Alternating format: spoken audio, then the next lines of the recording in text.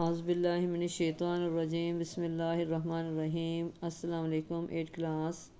پہلے ہم نے حضرت یوسف علیہ السلام کا تکلیف دہ دور پڑھا۔ آج ہم پڑھ رہے ہیں حضرت یوسف علیہ السلام کا عروج۔ حضرت یوسف علیہ السلام ابھی جیل میں ہی تھے کہ مصر کے بادشاہ نے خواب دیکھا کہ 7 موٹی گائیں ہیں جن کو 7 دبلی گائیں کھا رہی ہیں، اور 7 سرسبز خوشے ہیں اور 7 خشک خوشے ہیں۔ بادشاہ نے اپنے وزیروں سے اس خواب کی تعبیر پوچھی۔ انہوں نے کہا یہ پریشان کر دینے والا خواب ہے اور ہم ایسے خوابوں کی تعبیر نہیں جانتے۔ یعنی کہ پیچھے ہم نے پڑھا کہ حضرت یوسف علیہ السلام کو اللہ تعالیٰ نے خواب کی تعبیر کا علم دیا ہوا تھا، تو وہ پیچھے جو نوجوان جیل میں تھے ان کو بھی حضرت یوسف علیہ السلام نے ان کے خوابوں کی تعبیر بتائی تھی۔ اس پیراگراف میں آپ کا سوال بن رہا ہے مصر کے بادشاہ نے کیا خواب دیکھا، تو اس کے آنسر میں آپ لکھیں گے مصر کے بادشاہ نے خواب دیکھا کہ 7 موٹی گائیں ہیں جو 7 دبلی گائیں کھا رہی ہیں، اور 7 سرسبز خوشے ہیں اور 7 خشک خوشے ہیں۔ یہاں تک آپ کا یہ آنسر بنتا ہے۔ آگے ہے جی، اس پر بادشاہ کے آزاد ہو جانے والے خادم کو حضرت یوسف علیہ السلام یاد آ گئے۔ اس نے بادشاہ سے کہا کہ میں ایسے شخص کو جانتا ہوں جو اس خواب کی تعبیر بتا سکتا ہے۔ پھر حضرت یوسف علیہ السلام کے پاس جیل میں پہنچا اور انہیں بادشاہ کا خواب سنایا۔ یعنی کہ یہ وہی نوجوان ہے جو اس وقت ان کے ساتھ تھا۔ پھر وہ جب آزاد ہو گیا تو وہ بھول گیا بادشاہ کو حضرت یوسف علیہ السلام کے بارے میں بتانے کے لیے۔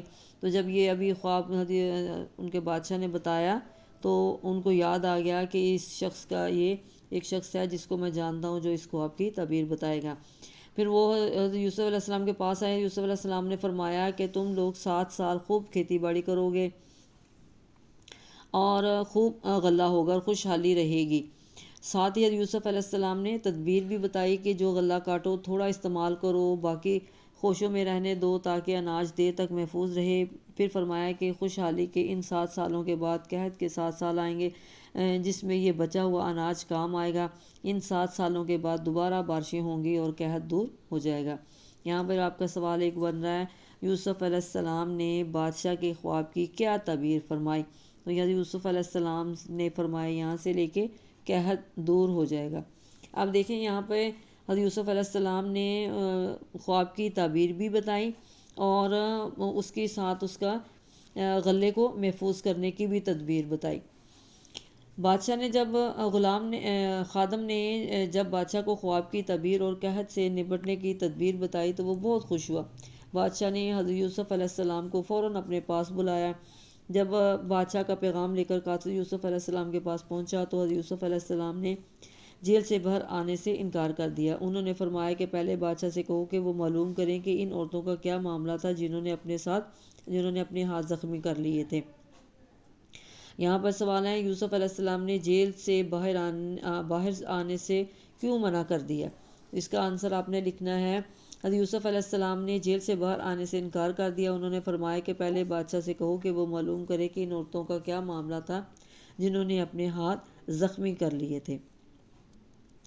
بادشاہ نے ان عورتوں کو بلا کر پوچھ گچھ کی تو زلیخا نے اپنی غلطی تسلیم کر لی۔ اس نے یوسف علیہ السلام کی پاکیزگی کا اعتراف کیا۔ تب حضرت یوسف علیہ السلام بادشاہ کے پاس تشریف لائے۔ بادشاہ نے آپ کو بہت پسند کیا اور معتمد خاص بنانا چاہا۔ اس پر آپ نے فرمایا کہ مجھے زمین کے خزانوں کا ذمہ دار بنا دو کیونکہ میں علم بھی رکھتا ہوں اور امانت دار بھی ہوں۔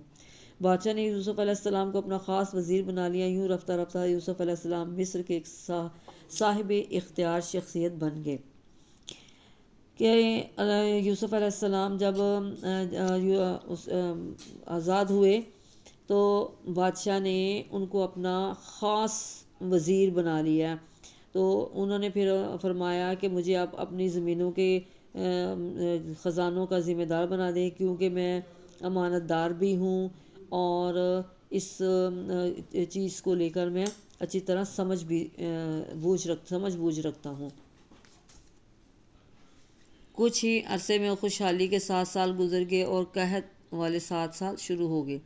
یہ قحط بڑے علاقے تک پھیل گیا۔ حضرت یوسف علیہ السلام کی عمدہ تدبیر سے مصر میں بڑی مقدار میں غلہ موجود تھا۔ جلد ہی نہ صرف مصر بلکہ دور دراز کے علاقوں تک حضرت یوسف علیہ السلام کی رحم دلی اور سستی قیمت میں غلہ دینے کی شہرت ہو گئی۔ جب یہ شہرت یوسف علیہ السلام کے بھائیوں تک پہنچی کہ عزیز مصر سستی قیمت میں لوگوں کو غلہ دے رہے ہیں، تو آپ کے بھائی بھی غلہ خریدنے کے ارادے سے مصر پہنچے۔ جب بھائی حضرت یوسف علیہ السلام کے پاس پہنچے تو یوسف علیہ السلام نے انہیں دیکھتے ہی پہچان لیا، لیکن بھائی انہیں نہ پہچان سکے۔